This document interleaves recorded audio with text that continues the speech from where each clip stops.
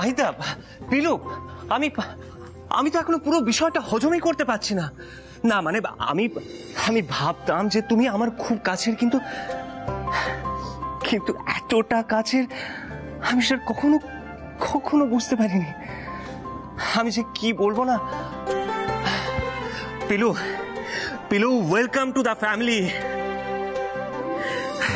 রঙ্গন দাদা, রক্তের সম্পর্ক থাকুক না থাকুক, তুমি আমার জন্য যা করেছো তাতে এমনি আমাদের সম্পর্ক অনেক কাছের হয়ে গেছে। আর তুমি না থাকলে তো আমি ওস্তাদজির সামনে নিজেকে নির্দোষ প্রমাণই করতে পারতাম না। পিলু, পুরনো কথা কেন তুলছো তুমি? আমি তো বাজে কাজ করেছিলাম, কিন্তু তার জন্য তো আমি তোমার কাছে ক্ষমাও চেয়েছি। আহিদা, পিলু ওরকম কাজ করতে পারে নাকি? হ্যাঁ, আসলে পিলুর আর আমার মধ্যে একটা অন্য বন্ডিং আছে, সেটা তুমি বুঝতে পারবে না। আচ্ছা পিলু, তোমরা আমাদের কিছু বলনি কেন? বিশ্বাস করো রঙ্গন দাদা, মায়ের এসব কথা বলতে আপত্তি ছিল, কিন্তু ওস্তাদজি আমার কষ্টটা বুঝতে পেরেছিলেন, তাই আজ আমি আমার বাবাকে খুঁজে পেয়েছি। আমার মায়ের, আমাদের কারোরই কোনো অধিকার চাই না। আমরা কখনো চাইনি আর চাইবও না যে কেউ জানুক আমি গুরুজির মেয়ে। রঙ্গন দাদা, এই কথাটুকু অন্তত ছোট ম্যাডামকে বুঝিয়ে বলো। পিলু, পিলু, পিলু, নে এবার পিলুকে জড়িয়ে ধর। রঙ্গন, কি রে, এই দেখো কাণ্ড, ছেলের তো আনন্দে চোখে জল চলে এলো যে। এদিকে চল। আহিতা, আমি তো এখানে ভয় আসতেই পারছিলাম না, সবাইকে রেগেছিল বাবা। পিলু, পিলু ওয়েলকাম, পিলু ওয়েলকাম। দেখো, আমি তো তোমাকে নাম ধরে ডাকি, তুমি বললে না খুব দূরের দূরের মনে হয়, জানো তো। তুমি আমাকে তুই বলবে। আর পিলু, আজ থেকে আমি তোমাকে তুই বলতে পারি। দেখো রায় দিদি, আমি একবারে তো আর তুই বলতে পারবো না, আস্তে আস্তে তুই বলবো, কিন্তু তোমার যখন ইচ্ছে তুমি আমাকে তুই বলতে পারো। এই দাদা, আয় না, আমরা তিনজনে একসাথে একটা ছবি তুলি। আহিতা, তুমি ছবি তুলে দেবে, কেমন? আরে খুলে দে ফোনটা। তারা তো পিলু, চলো স্মাইল, সে চিজ, স্মাইল। একটু হাস, রাই, ভালো করে হাস। হয়ে গেছে। দেখ তো ঠিকঠাক তুলেছি কিনা? একদম দারুণ হয়েছে পিলু। আরে পিলু পরে, আগে আমি চেঞ্জটা করে আসি, তোরা কথা বল। পিলু কেমন হয়েছে? খুব সুন্দর হয়েছে, কিন্তু ছবিটা অসম্পূর্ণ, কারণ ছবিটাতে ছোট ম্যাডাম নেই। যেদিন এই ছবিটাতে ছোট ম্যাডাম আসবে সেদিন ছবিটা সম্পূর্ণ হবে। আর আমিও ঠিক করেছি, এখন থেকে এই চেষ্টাই করব। সেটা বোধহয় খুব সহজ কাজ হবে না পিলু। যাকগে, সারাদিন অনেক ধকল গেছে, তুমি এবার রেস্ট নাও, শুয়ে পড়ো। হ্যাঁ, চল, গুড নাইট।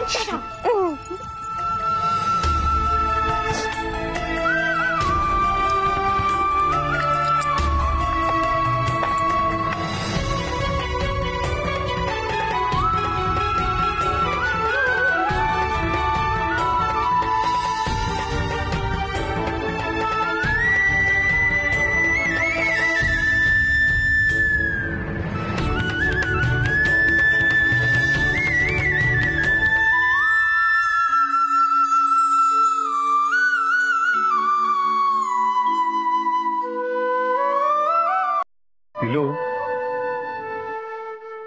এতদিন পরে তুমি তোমার পরিবারকে পেয়েছো, আনন্দ হচ্ছে না?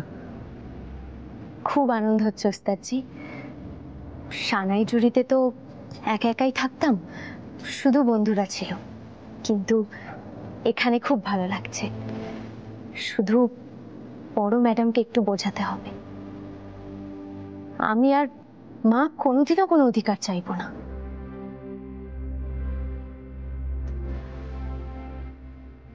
এতদিন পরে তুমি তোমার বাবাকে পেলে পেলো, কিন্তু তুমি বাবা বলে ডাকতে পারছো না। তোমার খারাপ লাগছে না পিলু? ডাকের মধ্যে কি আছে ওস্তাদজি? বাবা তো সব সময় পাশেই রয়েছে, তাই না?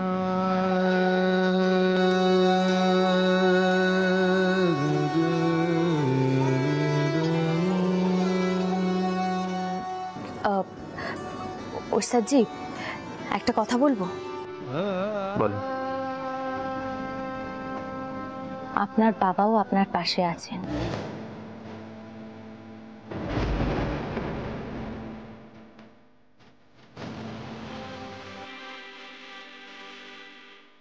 দেখে মনে হলো, তাই বলছি। আবার তুমি আবার তোমার বাবার সঙ্গে পণ্ডিত বসু মল্লিকের তুলনা করছো? তুমি তো নিজের চোখের সামনেই দেখলে আমার মাকে কিভাবে উনি কথা শোনাচ্ছিলেন। হ্যাঁ ওস্তাদজি, মানছি ওনার ওরকম করা উচিত হয়নি, কিন্তু আপনি যেভাবে খারাপ ব্যবহার করলেন তাতে উনি আরো চটে গেছিলেন বোধহয়। আপনার জন্য তো জামা কাপড়ও এনেছিলেন। তাতে কি হয়েছে? ওরকম আদিক্ষেতা করে জামা কাপড় আনার কোনো প্রয়োজন ছিল না। না, মানে আমি জামা কাপড়গুলো ফিরিয়ে দিতে পারিনি, মামুনির কাছে রাখা আছে।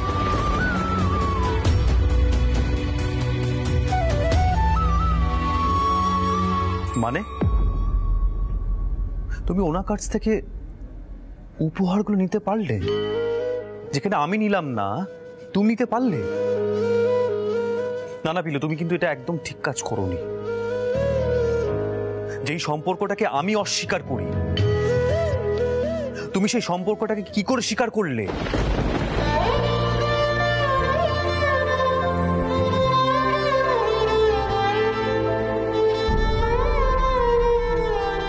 ওস্তাদজি, মামুনিও বলল আর আমারও মনে হলো, আর তাছাড়া আমি তো বাইরের লোক, আপনার আর আপনার বাবার ভুল বোঝাবুঝির মধ্যে কেন পড়বো বলুন তো?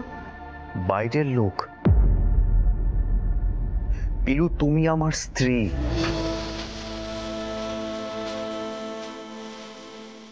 আমার কি এইটুকু ভাবার অধিকার নেই যে তুমি আমার দৃষ্টিভঙ্গি, আমার চিন্তা ভাবনাকে রেসপেক্ট করবে? এতটুকু অধিকার নেই পিলু? পিলু, ভবিষ্যতে না এরকম কাজ কখনো করো না। আমার ভালো লাগে না পিলু, আমার খারাপ লাগে।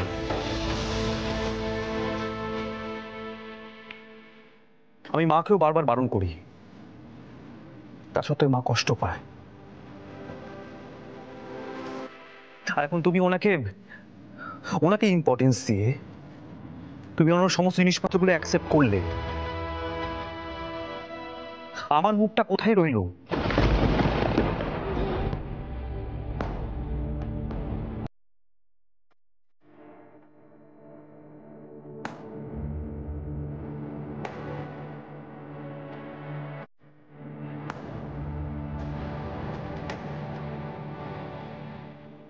ওরে বাবা, ওস্তাদজি তো খুব চটে গেলেন।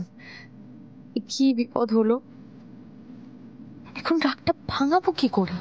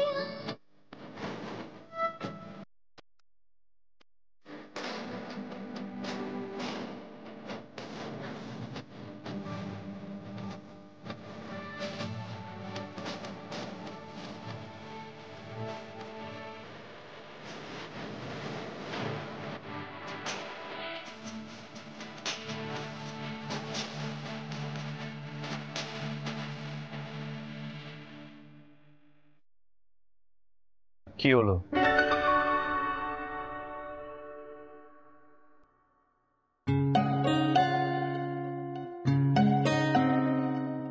আমি যে কি বলবো ওস্তাদজি, আমি বুঝতেই পারছি না।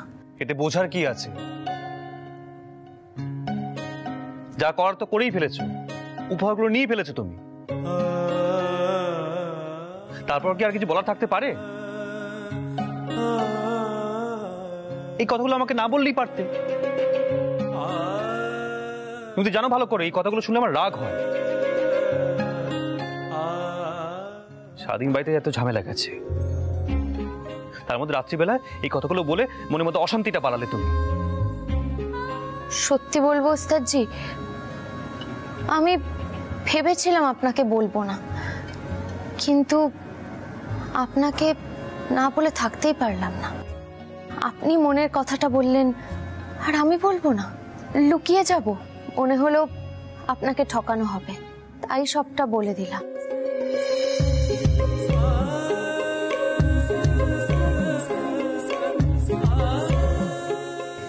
হয়েছে, এবার শুয়ে পড়ো।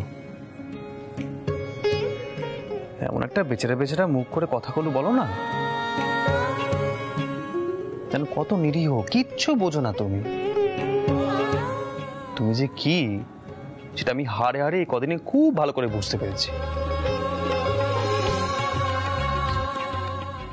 শুয়ে পড়ো।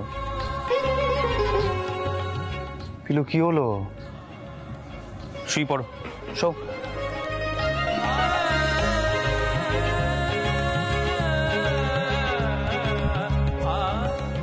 বাপরে, অল্পের উপর দিয়ে গেল। আজ জোর বাঁচা বেঁচে গেছি। বাড়িতে চতুর্দিকে যেন ঝড় বইছে।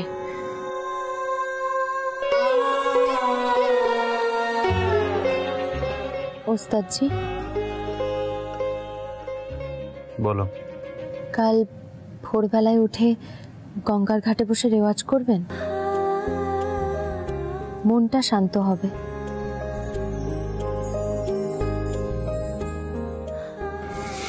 হ্যাঁ, করব। এখন ঘুমিয়ে পড়ো।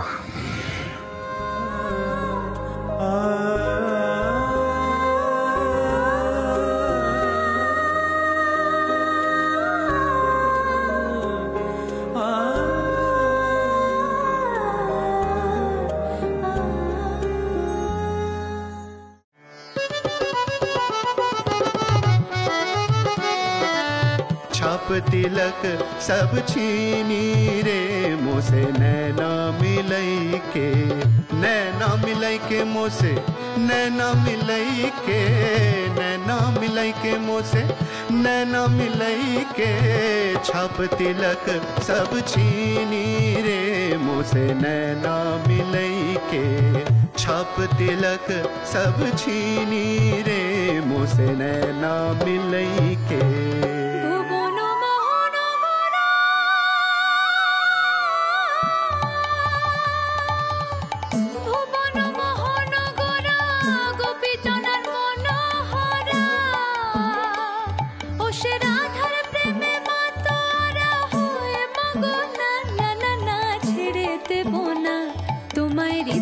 ছাড়ে রাখবো, ছেড়ে দেব না।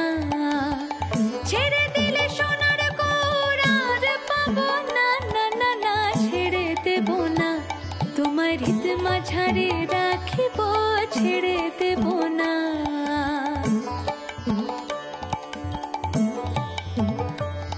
আমি যাবো ব্রজের কুলি কুলি, মাখবো ব্রজের রাঙা ধুলি। যাবো ব্রজের কুলি কুলি, মাখবো ব্রজের রাঙা ধুলি। এবার নয়নে নয়নে রেখে ফিরাবো না, না না না, ছেড়ে দেব না। আমি রিতমা ছাড়ে রাখবো, ছেড়ে দেব না।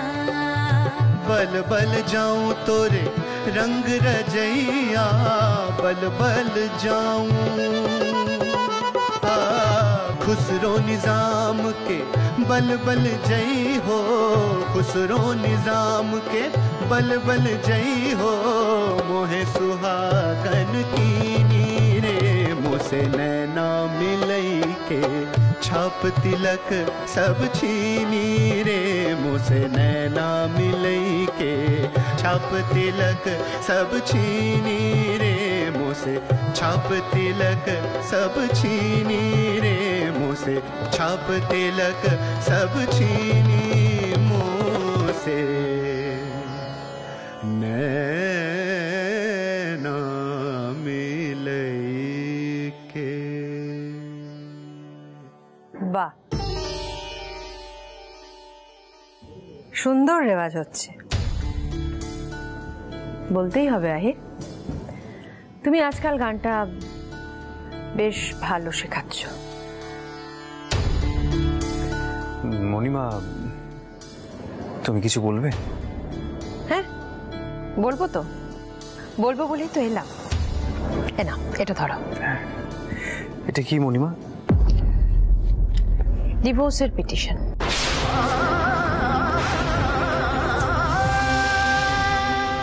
তুমি আর পিলু মিউচুয়াল ডিভোর্সের জন্য অ্যাপ্লাই করছো।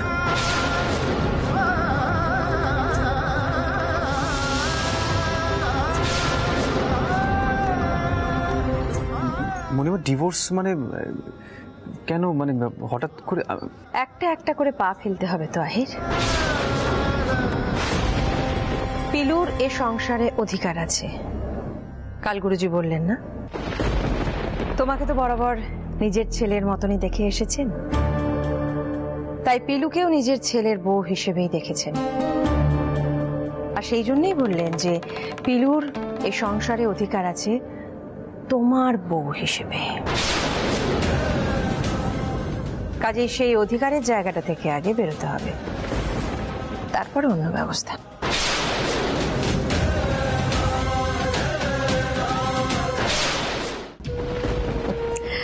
তোমার বউ হঠাৎ করে গুরুজির মেয়ে হিসেবে আত্মপ্রকাশ করেছে।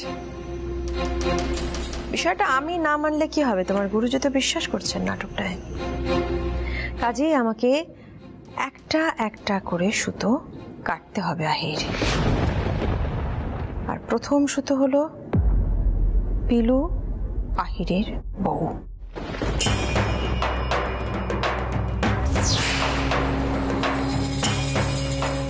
তুমি মনে করে দেখো আহির, পুরো বিষয়টা কিন্তু শুরু হয়েছিল সেখান থেকেই। তুমি সানাজুরে গিয়েছিলে গুরুজির জন্য সুরমণ্ডল কিনতে, সেখান থেকে এই পিতৃপরিচয়হীন মেয়েটাকে নিয়ে এলে, তারপর আবার গেলে ওকে ফিরিয়ে আনতে। তখন তো বিয়েই করে বসলে। আস্তিনের সাপ ক্রমশ ফনা তুলে বসলো।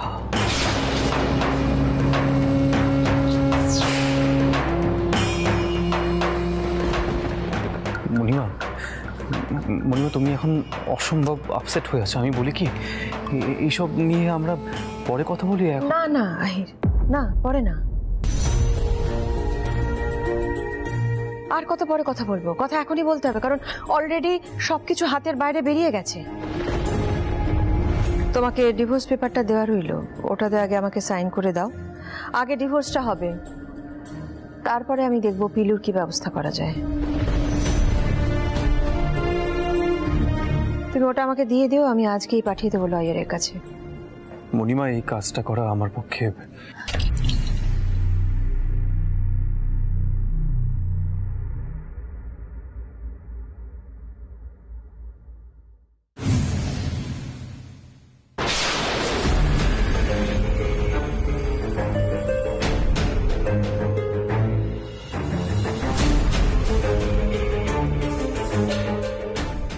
ভালো লাগছে আহির, এটা দেখে ভালো লাগছে যে তুমি আজকাল বইয়ের কথায় উঠছো আর বসছো। গুড, বেশ ঠিক আছে, তাহলে দুজনে মিলে আলোচনা করে নাও বিষয়টা নিয়ে কিভাবে কি করবে। আসলে কি বলো তো আহির, তোমার কেরিয়ারটা তো সুরমণ্ডলের উপর ডিপেন্ড করে আছে?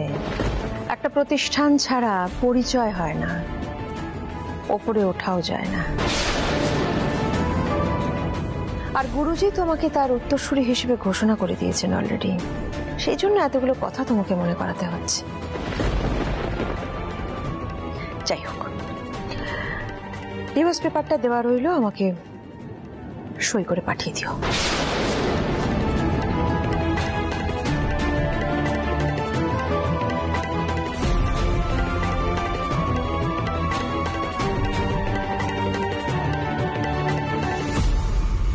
ওস্তাদজি, আপনি কিন্তু দুম করে রেগে যাবেন না। চুপ করো পিলু, একদম চুপ করো।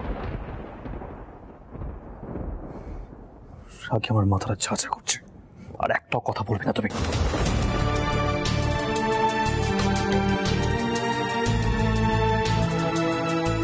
ওস্তাদজি, ওস্তাদজি কোথায় যাচ্ছেন?